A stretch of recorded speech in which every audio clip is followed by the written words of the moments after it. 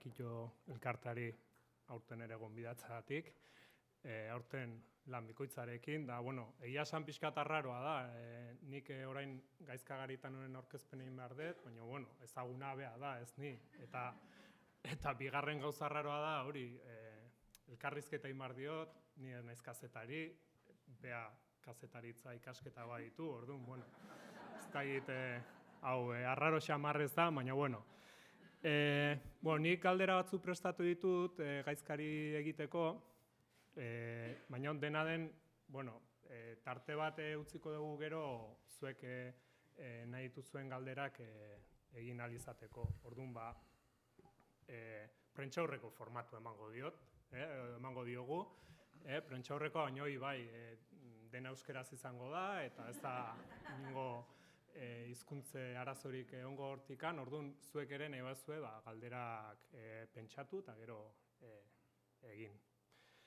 Bueno, lehenik eta behin, eskerrak eman Gaizkari, hemen bertan egoteagatik. Egia esan, segurazki ez da egun xamurrena berarentzat hemen egoteko, baina, bueno, nik uste eskertzekoa da hori ahalegina eta bertan egotea olako egun batean. Nik aurkezpen txiki bat egingo dut, bere Gaizka aurkezteko, 1975ean Derion sortua, Atletiken Harrobian hazia, eta jokalari gisa 1983an debutatu zuen Atletiken. Gero Eibarren, Realean, Lleidan, Ourensen, eta, bueno, Alavesen aritu zen, da Alavesen 2009an horre retiratu zen. Entrenatzaile gisa 2010ean Eibar B taldean hasi zen, eta lehen taldearen gidaritza 2012an hartu zuen, eta, bueno, soilbide arrakastatsuarekin, lehen mailara igotzea lortu zuen. Eta, bueno, esan dezakegu, justo asteburu honetan, igual ziklo hori, Eibarreko ziklo hori bukatutzat eman duela Gaizkak. Baina, bueno, gaur futbolari buruz ez dugu hitz egingo, edo behintzat futbola ez da izango gai zentrala, zeharka landuko egun gai izango da, baina gaur hizkuntzari buruz hitz egingo dugunez, bueno, hortikan arituko gea.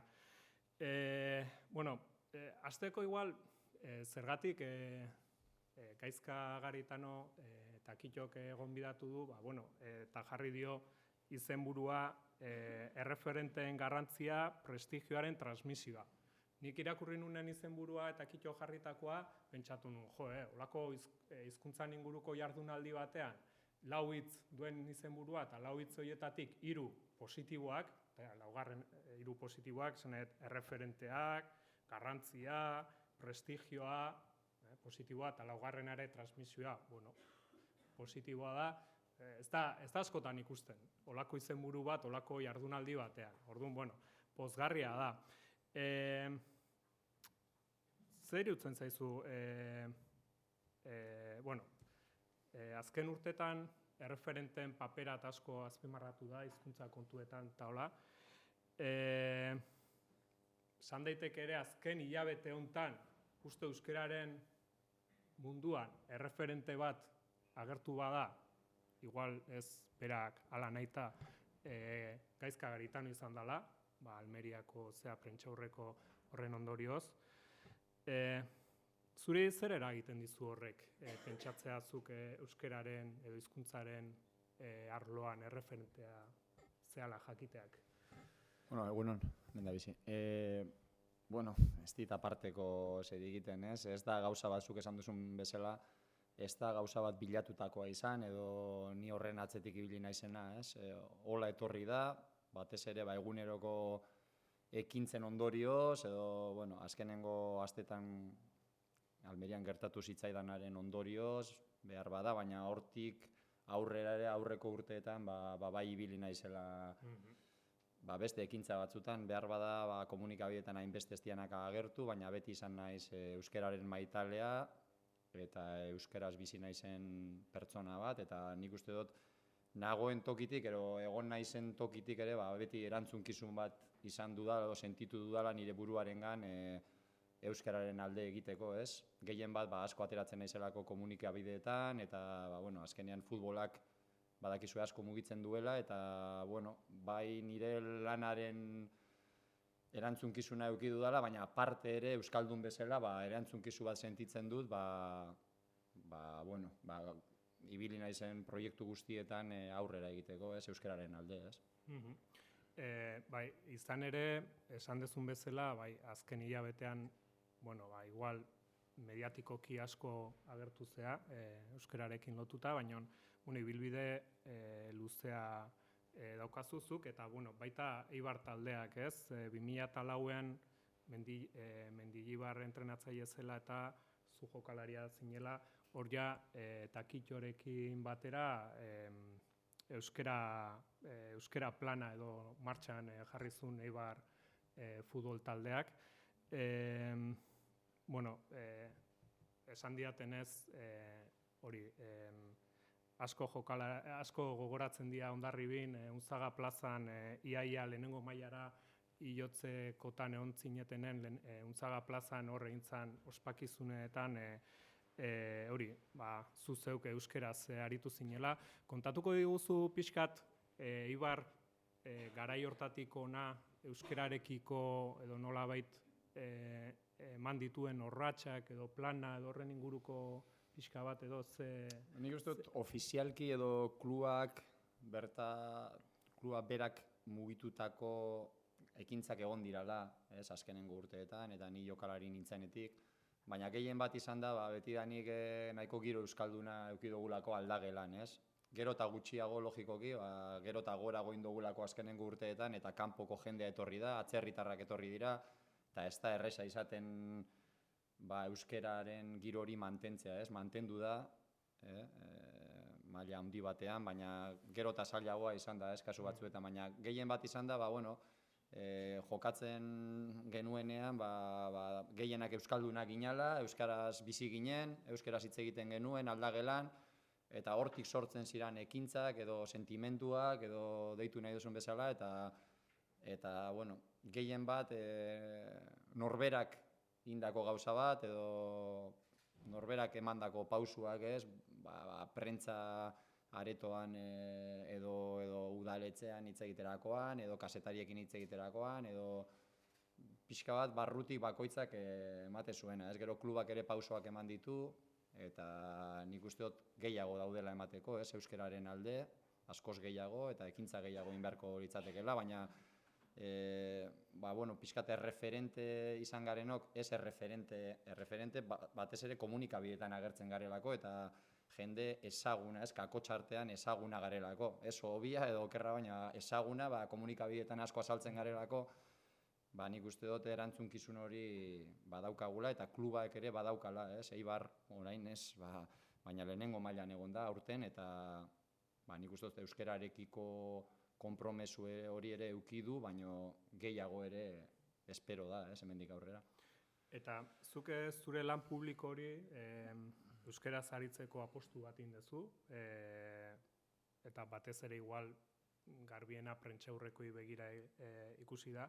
Zalduko iguzu pixkat zehazki zuk, olakotan naiz eta erabaki pertsonalak, klubaren laguntzarekin eta hola izan, interesgarri izaten da hori, ikustea, zuk erabaki dezun hori nola, zehazki zer dan, eta zalduko iguzu pixka bat? Gauza txikiak izan dira, ez? Ez da geratzen ondo nik hemen oin esatia, edo nire apologia egitea, ez dakit, gauza txikiak eguneroko gauzak, ez? Ez dakit, egunero ez dakit zenbat elkarrizketa badituzu edo, beti euskerakoak hartu, adibidez, eta erderakoak utzi, edo danak ezen badituzu hartu euskerakoi beti baietz esan, edo horrelako ekitaldiak daudenean gaur adibidez, edo beste ekitaldiren bat badaukazu ona zatoz, eta horrelako pausoak, ez, uste dozulako euskerak zure bizitzan kriston garrantzia daukala, eta nahi diozulako emon, ez, gauza txikiak dira, eta gero prentza aretoan azkenengo urteetan mugitu duguna, gero eta gehiago euskeraz galderak, erantzunak, Euskal Telebista bigarren katean euskeraz azaltzea, bueno, pausoak eman ditugu, ez? Gutxi, behar bada, baina pausoak eman ditugu, eta nik uste dut horren oihartzuna ere ailegatu dela, ez? Nik beti jartzen dut adibide berdina, eta da guk lehen, baina lehen Bergaran entrenatzen genuen, goizero, eta etortzen ziren umiak, ez? Autografo eske edo argazki eske, eta Bergaran adibidez, eta gehienak erderaz etortzen ziren, ez? Eta gu gero euskeraz azterakoan eurak ere euskeraz azte ziren, ez? Eta horrek eskatzen ninduen gehien bat, ez? Eta hor ikusi genuen zehose aldatu behar zala, ez? Umen referenteak, hoiek dira, ez telebistan agertzen dianak, aktoreak, futbolariak, eta hoiek ere ikusten badute Euskal Herrian euskeraz ibiltzen garela, behar bada gerturatuko dira hemendik aurrera gehiago euskeraz, eta animatuko dira plazan gehiago euskeraz egiten, eta nik erantzunkizun hori sentitzen dut, eta horregaitik bain dugu, ez. Eta olako erabakia hartzea, edo olako erabaki, zure ustez txikiak, nik uste ez dialain txikiak, hartzea errexea izan da? Ez dut esaten ja estatu mailan, ez dakit, juten zarenan, esan nahi bertan, esan nahi errexea izan da, bertako adibidez kazetariek onartzea, lehenengo euskera zingo dezula, eta gero gaztelaniaz. Oso erreza izan da, behitu, oso erreza, azkenean, honik ez dit ekarri. Ni bakit onurarik horrek ez didala ekartzen estatu mailan izan ditut arazoak horregatik, eta etorkizunei begira niri profesionalki horrek ez dit mesederik egin, hori konstiente naiz eta badakit, baina erreza da, azkenean barrutik ateratzen zaizulako, eta gero loin behar dalako baita ere. Eta ondo nik egunero 8 ordu ditu lo esnatua, eta hori ere oso garrantzitsua da. Eta orduan, bi bide dituzu, bata profesionalki begiratzea, edo zuretza zer dan ona eta zer dan txarra, eta beste alde batera begiratu, baina gero loiteko garaian ez duzu ondo egiten, eta niri komeni zailo ondo egitea, eta horregatik beti egiten dut, sentitzen dudana, eta horrela ez dut beti onena egiten, baina sentitzen dudana bai, eta horrekin behintzat lasaiago sentitzen zara. Horregatik esate dizut nahiko erreza dela.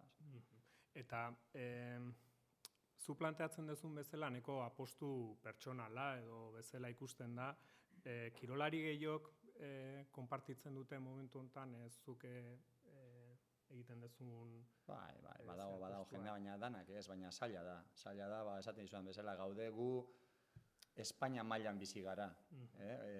Gure lana Espainia mailan dago, eta Espainiako ligan jokatzen dugu, nahiz eta euskaldunak izan, eta hor sartzea askotan zaila da, eta hemengo kazetariekin ere ez da erreza, eta orduan erosoena da, jendeak egiten du erosoena, eta gero badakilako horrelako gauzak egiten dituzunean profesionalki kalteak izango dituzula, eta orduan kolektibo baten barruan zaudenean errexena da, hori, nik ulertzen dut eta respetatzen dut, eta horregatik kirolarien konpromesu hori hartzea zaila da, eta ulertzekoa da, bakoitzak ikusi behar du zer nahi duen egin. Eta horretan, adibidez... Hemendik aurrera. Eta zuk zure lan publiko hori euskaraz aritzeko apostu bat indezu, eta batez ere igual garbiena prentxaurrekoi begira ikusi da. Zalduko iguzu pixkat zehazki zuk, olakotan nahiz eta erabaki pertsonalak, klubaren laguntzarekin eta hola izan, interesgarri izaten da hori, ikustea, zuk erabaki dezun hori nola, zehazki zer dan, eta zalduko iguzu pixka bat? Gauza txikiak izan dira, ez da geratzen ondo nik hemen oin esatia, edo nire apologia egitea, ez dakit, gauza txikiak eguneroko gauzak, ez dakit egunero, ez dakit zenbat elkarrizketa badituzu edo, beti euskerakoak hartu adibidez, eta erderakoak utzi, edo danak ezen badituzu hartu euskerakoi beti baietz esan, edo horrelako ekitaldiak daudenean gaur adibidez, edo beste ekitaldiren bat badukazu ona zatoz, eta horrelako pausoak, uste dozulako euskerak zure bizitzan kriston garrantzia daukala eta nahi diozelako emon, ez? Gauza txikiak dira. Eta gero bai, bueno, prentza aretoan azkenengo urteetan mugitu duguna, gero eta gehiago euskeraz galderak, erantzunak, Euskal Telebista bigarren katean euskeraz azaltzea, bueno, pausoak eman ditugu, ez? Gutxi behar bada, baina pausoak eman ditugu, eta nik uste dut horren oihartzuna ere ailegatu dela, ez? Nik beti jartzen dut adibide berdina, eta da guk lehen, oinez, baina lehen Bergaran entrenatzen genuen, goizero, eta ara etortzen ziren umiak, ez? Autografo eske edo argazki eske, eta Bergaran adibidez, eta gehienak erderaz etortzen ziren, ez? Eta gu gero euskeraz azterakoan eurak ere euskeraz azte ziren, ez? Eta horrek eskatzen ninduen gehien bat, ez? Eta hor ikusi genuen zehose aldatu behar zala, ez? Umen referenteak, horiek dira, ez telebistan agertzen dianak, aktoreak, futbolariak, eta horiek ere ikusten badute Euskal Herrian euskeraz ibiltzen garela, behar bada gerturatuko dira hemendik aurrera gehiago euskeraz, eta animatuko dira plazan gehiago euskeraz egiten, eta nik erantzunkizun hori sentitzen dut, eta horregaitik bain dugu, ez. Eta olako erabakia hartzea, edo olako erabaki, zure ustez txikiak, nik ustez ez dialain txikiak, hartzea errexea izan da? Ez dut esaten ja estatu mailan, ez dakit, juten zarenan, esan nahi bertan, esan nahi errexea izan da, bertako adibidez kazetariek onartzea, lehenengo euskera zingo dezula, eta gero gaztelaniaz. Oso erreza izan da, bitu. Oso erreza, azkenean, honik ez dit ekarri. Ni badakit onurarik aurrek ez didala ekartzen estatu mailan izan ditut arazoak horregatik, eta etorkizunei begira niri profesionalki horrek ez dit mesederik egin, hori konstiente naiz eta badakit, baina erreza da, azkenean barrutik ateratzen zaizulako, eta gero loin behar dalako baita ere. Eta ondo nik egunero 8 ordu ditu lo esnatua, eta hori ere oso garrantzitsua da.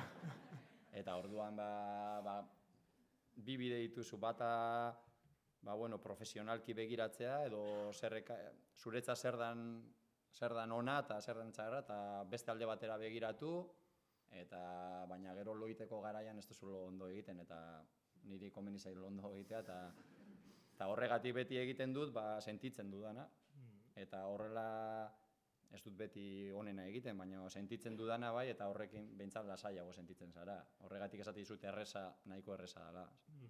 Eta zu planteatzen duzun bezala, neko apostu pertsonala edo bezala ikusten da, kirolari gehiok konpartitzen dute momentu honetan, zuk egiten duzun... Badago jendea, baina danak ez, baina zaila da, esaten dizuan bezala, gaude gu Espainia mailan bizi gara. Gure lana Espainia mailan dago. Eta Espainiako ligan jokatzen dugu, nahiz eta euskaldunak izan, eta hor sartzea askotan zaila da. Eta hemengo kazetariekin ere ez da erreza. Eta orduan erosoena da, jendeak egiten du erosoena, eta gero badakilako horrelako gauzak egiten dituzunean profesionalki kalteak izango dituzula. Eta orduan kolektibo baten barruan zaudenean, errexena da, nik ulertzen dut eta respetatzen dut. Eta horregatik kirolarien konpromesu hori hartzea zaila da, eta ulertzekoa da, bakoitzak ikusi behar du zer nahi duen egin. Eta horretan, adibidez, kluben edo taldeen babesa eta badezue. Ezberdina da norberan apostua egiten den Nikola sentitzen dut egiten dut, baina ezberdina da baldin badezu... Bai, nik euki dut klubaren behitu, hemen dago Iñaki, ez dakit dagoen prentza arduraduna, eta asko eskertu behar diot aurten berak euki duen portaera, beraientzat ere ez da errezaz, 1000 marroitan sartu ditut, 1000 marroitan, eta bera euskaldun berria da, eta etorri zanetik eskatu nio mesedez nirekin euskeraz egiteko, eta placer bat izan da berarekin urte guztian euskeraz egitea, gaur egun gara komentatzen hori, ez, pixkat bukaeran, eta asko eskertzen dio dela alegin hori, eta nik uste berak ere eskertu duela, eta nik uste horrelako klub baten egon da, horrelako laguntza ere nik eukitu dela, ez, badakit askotan beraiek arazoan sartu ditu dela, eta ez da beraientzat erreza izan nerekin egotea, ez, hori, askotan Espainia mailan ibili garelako, pixkat txokeka, ez, jende askorekin, eta, behintzat hor geratzen da, ez, indakoa, baina, kluban aldetik ere laguntza izan dut, ez, Ales berarekin ere, lehendakariak sartu du euskerako pixkat giro hori ere klubean, eta, nik uste dut zehose indala, ez, asko igual ez, baina zehose indala, ez. Bai. Orduan igual Iñaki ere hemen egon bartzun, elkarrizketan interesgarria litzateke. Bai. Gero, bada, aipatu dizut lehen, hemen asko toki ezberdinetatik etorritako jendea da, eta ia da badala, edo nik sensazioa daukat, herri ezberdinetan, naiz eta euskararen presentzia herri horietan handia izan, askotan aipatzen dela, agian herri horietan kirola edo kirolarloa, eta kirolarloa esaten dugunen, batez ere askotan izaten da futbola, futbola izaten da nagusia, bai kirolean, nolabait euskararen presentzia txikiago izaten dela, bestela herrian, beste gauzetan edo ikusten dana, baino. Ematen du kirolarena, futbolarena, adibidez, erdaldunagoa dela, igual, aipatu ezun Bergarako ze anekdota hori ere igual hortik handi joa, ez? Aurrek ja identifikatzen dute futbola gaztelaniakin, eta hola. Pertzepzio bera duzuzuk? Asko, gero baita ere, terminologiak eta erderatik datoz gehienak, eta ari dia egiten, eta, ibili gara laguntzen baita ere liburuak euskeraz futbolai buruz, entrenatzaileentzat ikasketak euskeraz, guk gure ikasketak, entrenadori izateko ikasketak 3 urte dira, eta lehen bakarrik zegoen aukera erderaz egiteko, eta orain ari dia mugitzen euskeraz egiteko baita ere, liburuak atera dira horretarako, entrenatzaile barrientzat ere terminologia euskeraz emateko, entrenamentuak, baina bai izan dela, beti erabili izan den terminologia hori nahiko erdalduna, entrenatzaileen partetik, eta gero jokalarien artean ere ez da erreza izaten, baina nik uste hori pixkanaka aldatzen doala, eta barrutik behar dana lan, ikasketak adibidez, hori oso paso garrantzitsua izango zen, euskeraz egiteko aukera izatea, entrenatzaile izateko ikasketak, eta beste gauza batzuk ere ari dira mugitzen pixkanaka.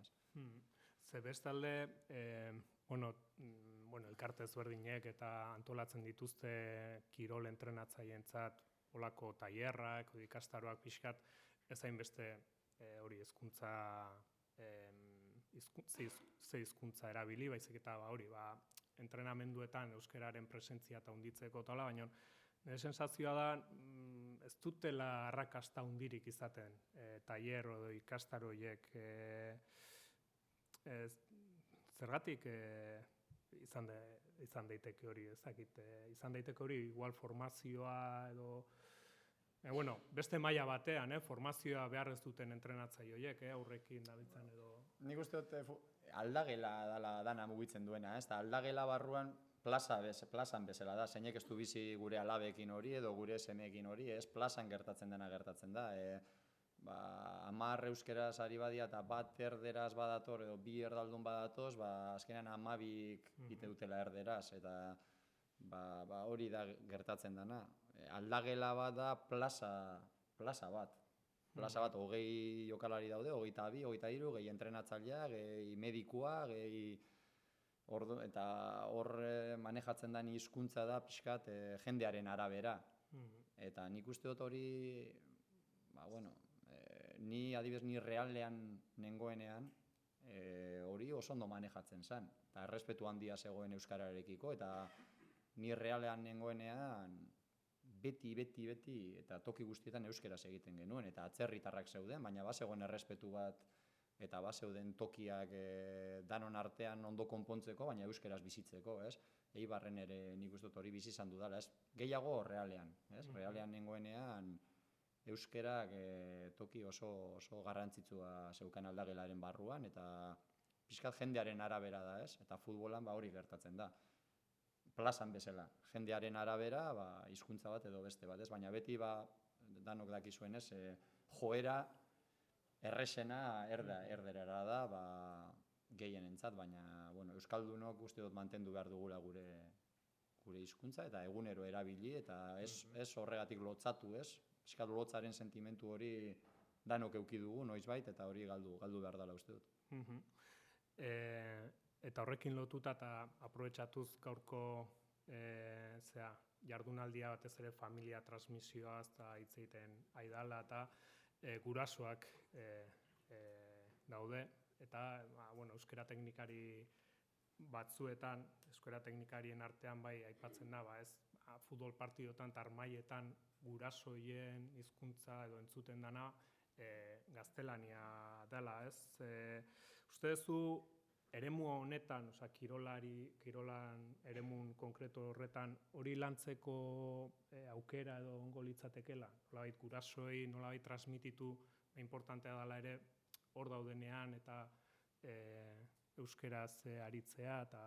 Bai, nik uste dute gurasoak, baina baita ere klubaren barrutik ahalegin hori behar dutela, ez?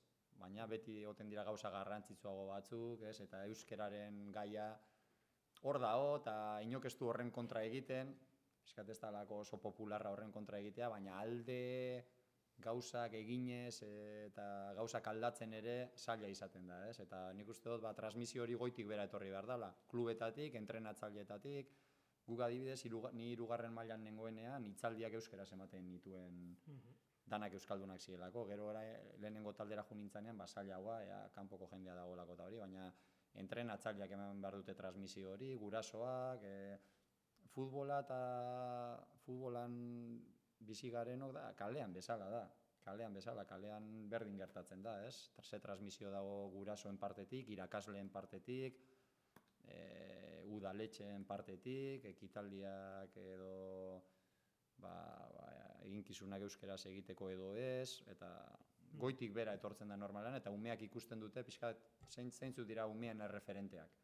Irakasleak, gurasoak, gero ikastolatatik kanpo egiten dituzten ekintzak edo aktibidadeak, irakasleak, azken finean, entrenatzaileak, eta horrek dira, ez, goitik bera, pixkat, umeak ikusten duena goian, gero berak errepikatuko du, ez? Ondo, bukatzen hasiko gara, badaukagu tartea, ez, beraiek egiteko galderak, ez? Bai, dena den, nik igual zuek galderak egin aurretik igual kazetaritza lanan praktikatzen utziko diot edo gonbidatuko diot gaizkari. Ze, klaro, erreferentei buruz hitz egiten dugunen, eta, kirolariak, erreferente zeate, eta hainbar dezu euskeraz, ezagizer, hori ondo dago, baina igual eskatuko dut gaizkari ere, ja aprobetxatu hemen teknikarik, eta, pixkat irakasleek, eta elkartetako jendea zaudetela, pixkat, zuke zer eskatuko zenieke, euskeran munduan, nolabait dabilen, edo euskalgintzan, edo olakotan dabilen jendeari. Sentitzen dezu beharra igual zerbaitetan zuek laguntzeko aldorretatik? Ez da, naiz inor ni ezer eskatzeko. Nik uste dut bakoitzak eman behar diola bere balorei garrantzia, ez? Barrutik sentitzen duenari eta norberarentzat euskeraren gaia edo momentu honetan arazoa edo euskeraren gainan duen horren arabera mugitu behar dela. Gehiago edo gutxiago, ez? Barruak eskatzen dizuna, ez? Eskatzeko, norberak ez badu egiten, inok ez duela egingo, ez? Eta hemen gaudenok, nik uste danak euskara maite dugula, euskaraz bizi garela, eta guk ez badugu egiten hori, inok ez duela egingo, ez? Eta askotan gure gurasoak, nire aitonak eta bizi izan zituzten arazoak euskeraz hitz egiteko, hori nik ez dut ahazten, ez? Nire aitona kontatzen zizkian gauza Franco garaian eta guzti hori, eta hori hor geratu da, baina hori ere ez du ahaztu behar, eta guk ere horren alde nik uste lan egin behar dugula, ez? Ondo, bueno, zuen txanda orain, galdera egiteko, ja kafea hartu dezue, orduan ja esna zaudete, orduan aitzakirik ez dezue, bai, Peio? Bai, Gaizka, nik galdetu nahi dizun Kataleni buruz, Espainia mailan zabiltza, eta guk euskaldunok normalean zuzara salbuespena eta horregatik miresgarria alderdi horretan, guk dakagulako lotzaz orokor bat kosta egiten zaigu euskaraz hitz egitea jendeen aurrean, eta albaldin badu, erderaz egiten dugu geurea izkutatu, eta erderaz egin. Katalanek berriz historikoki bere hizkuntza egoera hobea delako, normalean ez dakate arazorik katalanez hitz egiteko, nahiz eta gainontzekoak katalanaz ez jakin, ulertzen dugulako edo dena delakoa.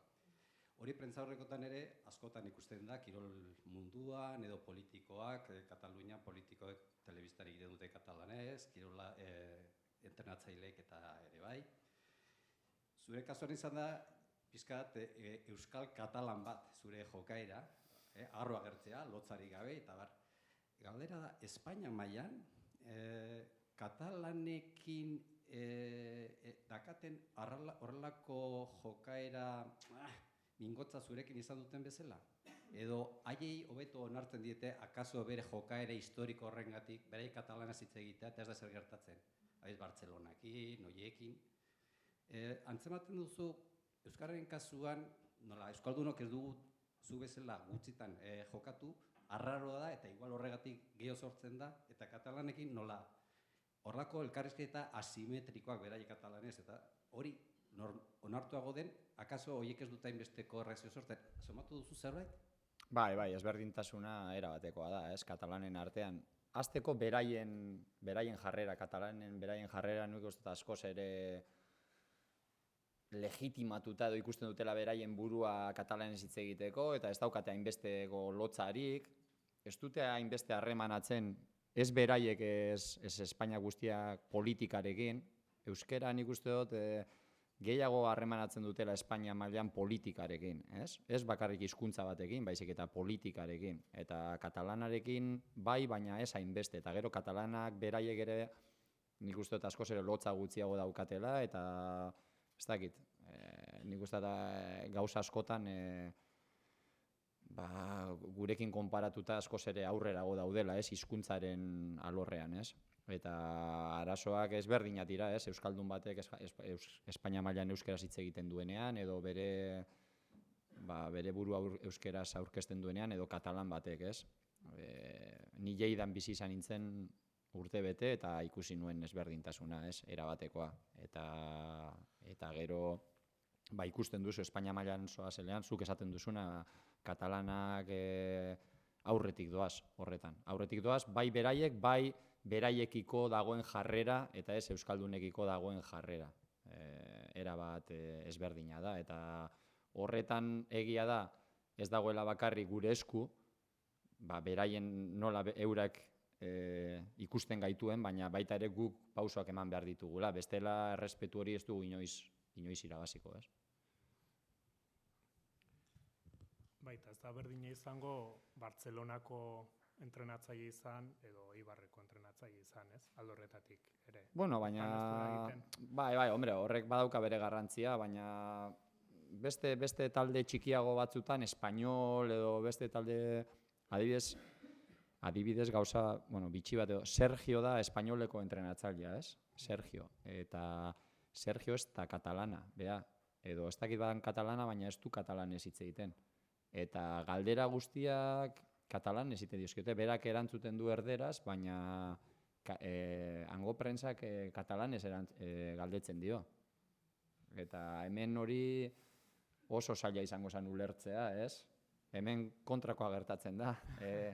Erderaz hitz dizu eta zu saiatzen zara euskeraz hitz egiten. Baina han, berak normal eta lehenengo mailan dago, eta Espainol bezalako talde baten dago, eta nik batzutan bere prentzaurrekoak ikusten ditut, eta galdera, esango nuke, galdera guztiak katalanez direla, kazetariarenak, eta berak erderaz erantzuten du. Orduan, eurak aurretik doaz, horretan, ez? Beste galdera bat dago hemen, Gaizka lehenengo eta behin eskerrik asko, gure hizkuntza eskubideak horren ondo duintasun ez defendetzearren, eta eskerrik asko baitxa ibarren indozun lanagaitxik. Galdetu nahi netzun, lehen haitxatu dozu zuke aldagela da dana, eta jokalarixok manditzu zuen pausuok, jokalarixok edo entrenatzaileok, baina nik galdetu nahi netzun geixo klubek ze ardura duten zure ustez, eta jakezu hemen euskal klubetatik behintzat danetatik pasau zara, ez? O haitxatu da behintzat, ze ikusi dozun edo ze topa dozun zure ibilbide hortan. Ikusi dudana lehen esan dizuedana, klubak hainbeste ardura dituzte, hainbeste hori ez da ardurari garrantzitsuena. Behitu Eibarrek orain zenbat gauza dituen buruan, azkenengo astetan, ze daukan jokoan, klubarentzat ulertzekoa da, ez? Baina euskeraren gaia ez da garrantzitsuena. Ez Eibarrentzat, ez Atletikentzat, ez Realarentzat, baina, nik uste dut joan behar diala pausoak ematen. Web horria euskeraz irakurtzeko aukera izan behar dugu, Atletiken Realean guzti hori pausoak ematen ari dira, ez dakit kampus bat antolatzen danean, adibidez oin Eibarrek kampus bat antolatuko du, ematen dan horria eta apuntatzeko horria, behintzat euskeraz, behintzat aukera erderaz eta euskeraz, ez dut esaten nik ez egoteko erderaz irakurtzeko aukerari, baina euskeraz ere egon beharko litzateke, eta batzutan ez dago, gauza horietan pausoak eman behar dira, ez? Baina askotan esaten dizudan bezala, klubak erantzunkizun hori dute, baina ez da beti erreza. 1000 gauza dutelako buruan, beste kirolarazoak, ekonomikoak, eta askotan esango dizut ulertzekoa dela, baina behar badan nik ez dut hainbeste ulertzen, edo zuek ere ez, baina ulertzekoa da beste ardura batzuk dituztela horren gainetik, ez? Eta hori pixkat jartzen dugunean ardura garrantzitsu bat bezala, orduan emango dira pausoak, baina ez badugu ikusten, edo klubek ez badute hori ikusten, edo erakundeek ez badute hori ikusten, zaila da gero hori gauzatzea, ez? Praktikoki gauzatzea. Ez baduzu ikusten hori behar bat dala, gauza oso garrantzitsu bat gure kulturarako, gure bizimodurako, gure umeentzat, gure semeentzat, ez baduzu hori ikusten, gero egitea zailagoa da, ez?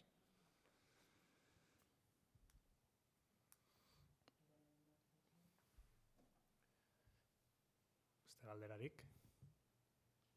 Ez? Aprobetxatu, Ez?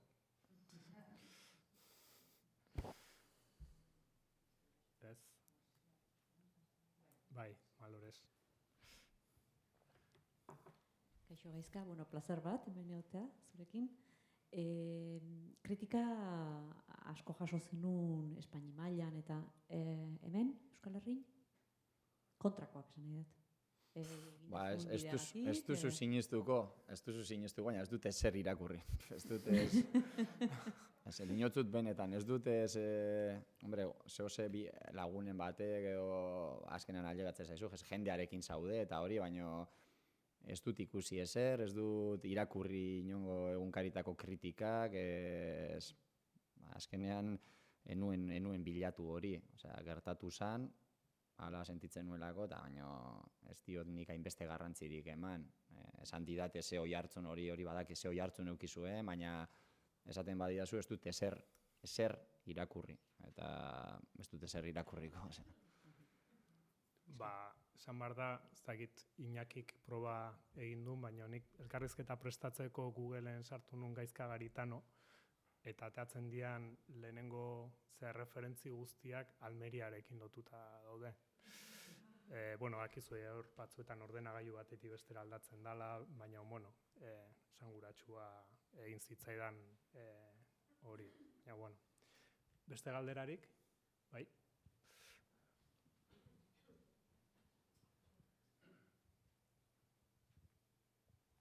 Bai, Almerian kontuak eta jarretan duzu, baina nik kazetarixa zaren aldetik, eta, gauza bada, Espainialdian egondan, kasetari jakin jakuliketzun, ez da, baina, hemengo Euskal Herriko kasetagintzako, komunikabideetako jendeakin eta ze jarrera, aldaketarik ikusten da, onartu da?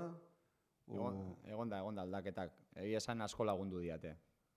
Asko lagundu diate, ETB-rekin hitz egin nuelako, eta aspaldi horren atzetik nabilelako, jende askorekin, kasetari askorekin hitz egiten dudalako honi buruz, eta laguntza handia izan da. Nik nahi nuke handiagoa izatea oraindik, baina, eskertzekoa da, ETB-ek askotan erekin izan duen jarrera, ETB bin dana euskeraz jartzeko, edo gehienetan jartzeko, elkarrizketa guztiak egiten dizkidatenak euskeraz dira, eta erderaz ez diate elkarrizketaik erderaz egiten, prentza aurrekotik aparte, eskakizun batzuk bete dituzte, gero ni badakite prentza aretoan beste egunkari batzuk edo beste irrati batzuk erderaz ematen dutenan informazioa euskeraz egiten dituztela askotan galderak, nahiz eta gero transkribitu erderara, eta nik laguntza eduki dut. Egia esan da, eduki dut eta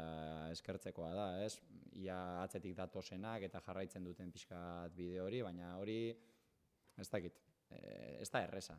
Ez da erresa, nik ulertzen dut ez dela erresa, batez ere Espainia mailan, gure bizitza Espainia mailan dalako.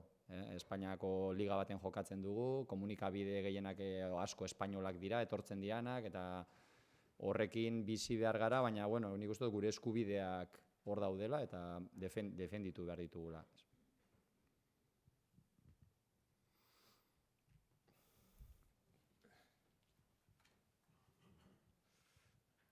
Iepa, egunon. Lehen esan dozu, klubek ez daukatela Euskararen gaia beraientzako ez da lehentasunezko gaia. Beste gai batzuk badaukiela eta orduan azkenean, zeure kasuan moduan norberak ze jarrera daukan, ipini dezake hizkuntzan gaia gorau edo berau. Zein gehike bestiok, batez be euskalgintzan lan egiten dugunak, edo erakundietatik, edo gizarteak bera bebai, zein gehike klub hoietan euskarak pisu gehiago eduki dadin eta igual lehengo mailara ekartzeko pistarik edo zeozer zein gehike. Salatu, kanpainak, mezuak, emozioak zere inbiarko genuke beste aldean gaudenok, klubak ardezan, lehena ez, baina lehen mailako arazo edo gauza moduan eta landu. Eta bestiok zein gehike laguntzeko prestutasunarekin edo zerein gehike beste aldetik. Denetarik, eske guk espadu egiten zeinekin godu. Inok ez du ingo, ez? Eta nik uste dut erantzunkizun hori daukagula, eta askotan erosoena da, nolatan sartuko naiz hemen, edo ni bakarri jun behar naiz ona, edo detaile txikitan dago, baina dano gure lana da, ez? Euskal munduan bizi garenok eta euskara maite dugunok, guk ez badugu egiten, inok ez dugu egingo, hori argi daukat. Eta gauden tokitik, bakoitzakin behar du, ez? Irakasle zaretenok irakasle, zuen klasetatik, zuen ideietatik, ni entrenatzaile bezala, udaletxean dagoen langileak, bakoitza dagoen teknikariak, bakoitza dagoen tokitatik mugitu behar gara, salatu behar ditugu portaerak, eta gure eguneroko lana da, ez? Egunero egiten dugun transmisio hori, azkenean transmisio bada umeentzat eta atzetik datozenentzat, eta guk ez badugu egiten hori, hori bai argi daukadala, inok ez dugu egiten. Eta nik behintzat erantzunkizun hori sentitzen dut, eta saiatu behar gara danon artean egiten. Bestela zaila da lehen esan dizudan bezala, klubak, edo udaletxeak, edo erakundeak, mila gauza daude, mila arazo, eta horrei lehentasuna ematea, euskarari lehentasuna ematea ikusten dugu askotan ez dela gertatzen. Eta, gu salatu behar dugu hori.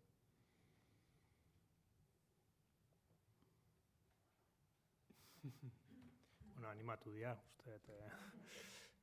Kaixo gaizka, eskerrik asko eta zorionak. Ni komunikatzaile eta zinegile moduan, nenetun izatea, hemen izan da ez, igual pixkat boom bat izan dela Almerian pasau zana eta zuk eukitako jarrera hori, baina ikusten dut boom positibo bat Euskal Herri mailan, zeba izan da, como un antes y un después, zaten dana ez, euskera eta futbola arlo horretan. Nik uste dut jende asko oinarte, ez dakit, igual konstiente esana, hasi dana konstiente izaten ez, zinporantia dan erreferente batek euskera zitxe eta batez be olako sektore baten futbola dan moduan. Ze askotan ikusi izan dut Eibarren edo Ondarru edo Hernani baten, ume batzuk futbolian, euskaldunak eta erderaz, pasame, para, mano, eta olako gauzak, arrotzak itxen dira, ez? Eta nik uste dut, zuek itxen duzuen moduan, gu bai saiatzen gara gure sektoretik, ez dakit, loreak moduko pelikula bat, goietara junda, eta mundu mailan mobitzen ari da, eta euskeraz da. Eta nik uste dut, zuek moduan dakagu pixkat hori ez, negozioa versus printzipioak. Eta nirea esan batez be komentatzeko, hori, txapo, eta pixkat hori, animatzeko eta segitzeko. Eskerrik asko. Besterik? Ez? Bueno, hemen txutziko dugu, nara, bai? Ondo, Gaizka. Bueno, mila esker, Gaizka, benetan, gaurko egun hontan, eta mila esker bat, hemen egoteatik, eta mila esker, gauzak hain garbi azaltzeagatik, hain garbi esateagatik, eta, esan barko genuk ere gauzak hain garbi sentitzeagatik ere ez. Badakit elkarrizketa batea, baino gehiagotan aipatu izan dezula futbolaria izango ez bazina, bertsolari izango zinala. Ez dizut eskatuko bertso bat botatzeko, ez olako atakan orain ez dizut jarriko. Aurten gelditu geha Unzaga plazan bertso entzun gabe gelditu geha, lehen urten bota zuen bertsoa, aurten zoritxarrez bertsori gabe gelditu geha, baina igual bai bukatzeko elkarrizketa iaz botatako bertsoaren azkeneko hitzak horrekin igual utziko dugu, gogor saiatzen denentzat ez dago mugarik, esan zenun Gaizkak. Ziur nago Ibarren edo beste talde batean euskararen erreferente izaten jarraituko duzula, horretan gogor saiatzen zarelako eta saiatuko zarelako, orduan mila esker. Eta hurren arte. Eskerrik asko zuen. Eskerrik asko.